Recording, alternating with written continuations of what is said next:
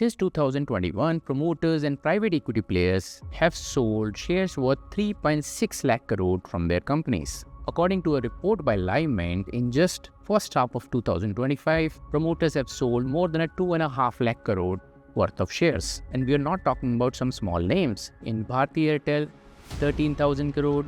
In Indigo, 11,500 crore. In Vishal Megamart, 10,200 crore.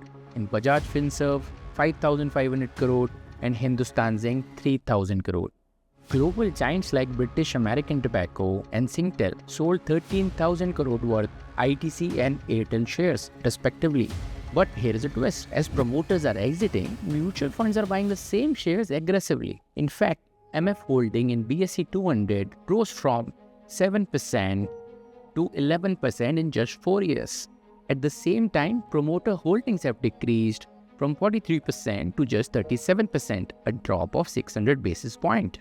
So now let's understand this topic from the point of view of promoters and point of view of mutual funds. Let's talk about the promoters first. Promoters are the real owners of the company. They might have founded the company, they might have major stake in the company, and they know all the ups and downs of the company very well.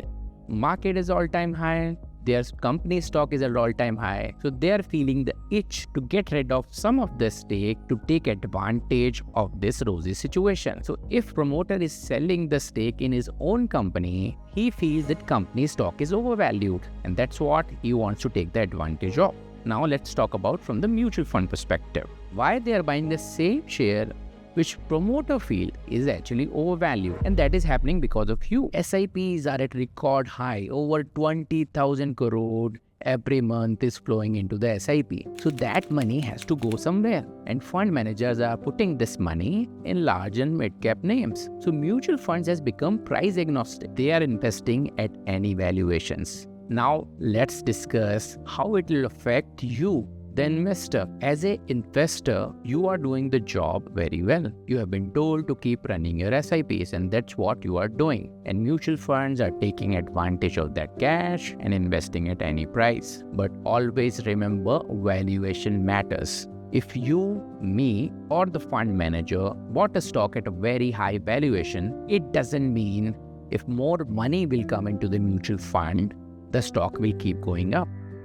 Ultimately, market will find it rational and the price will come down or stagnate for multiple years. Let's talk about some example here. In 2024, Bajaj Finserv promoter sold 5,500 crore worth of shares. Stock price did not crash because MF absorbed it, but the stock did not rally much after that. Why? Because the valuations were too high. Same story repeated in Hindustan Zinc as well. And there are many names like this. So what is the conclusion? In my humble opinion, you will see lot of active mutual funds in large and mid-cap space will be underperforming their benchmark because they are buying stock at any price. And as I told you before, valuation does matter. If a mutual fund manager is buying a stock at 100 PE, and the same company is just growing by 10% every year, that will not justify its price. It has to come down. So who will pay the price at the end? It's you, the investor, not the mutual fund manager. So here you have to be a little bit smart where you are putting the money and keep checking what your fund manager is buying. If they are on a rampage and buying stock at any price, be careful. And just remember, price may rise in the short term, but value drives the long-term wealth. If you want to invest with clarity and not hype, follow Sahastha. No noise, no panic, just clean, fact-based investing. Thank you.